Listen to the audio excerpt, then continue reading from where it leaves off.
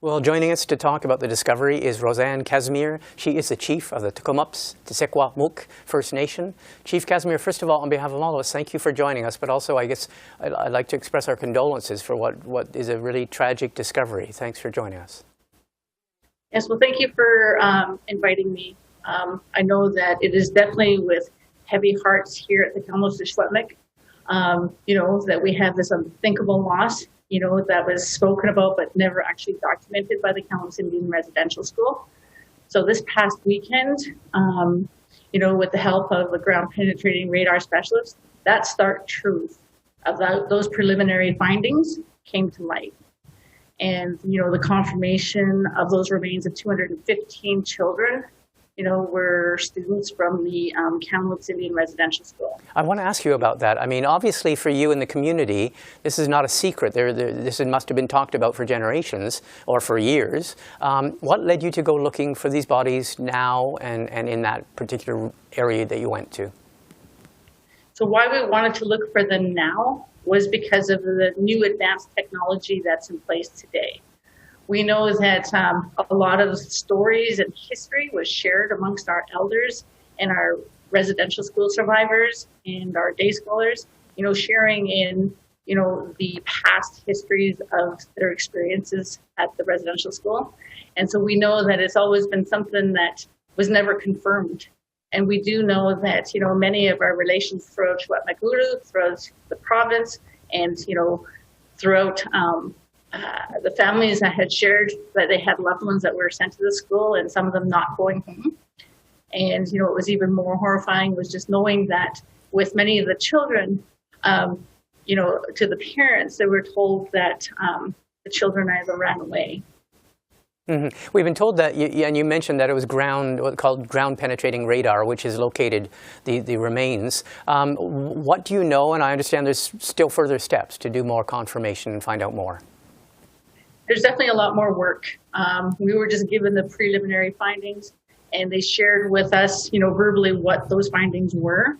And, I know that they're going to be providing us a documented report in mid-June. And, right now we're just kind of, absorbing what we heard and what we've learned and, going through those stages of grief and loss. Mm-hmm. And, we want to ensure that, we're communicating, with our membership, without, it's the home campfire here within the Kamloops.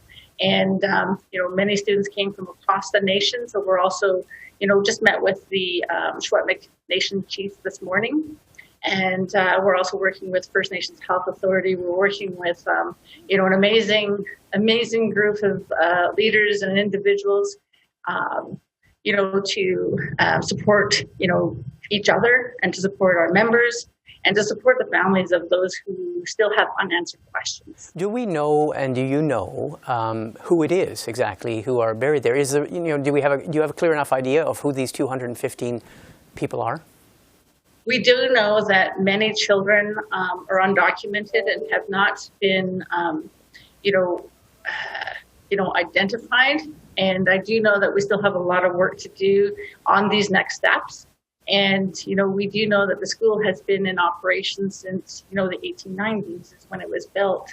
So, and, looking at all those generations, we do know that there's different parameters of knowing with the numbers that were found that, because they're undocumented, it's going to be a lot of research as well. Where do things go from here? Because as you say, over all those years, these are young children who died from probably many causes, neglect, disease, whatever, myriad of causes. Where do things go from here? You mentioned the impact that it must have on your communities and a lot of outreach and a lot of help, a lot of support to the communities. Where do things go?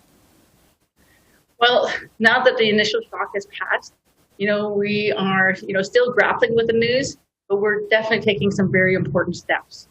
We're meeting, like I mentioned, we met with our Secwépemc chief to discuss, the next steps for our nation, ensuring that our communities and the nation members are looked after, both in dealing with the news and looking at as well as the long-term impacts.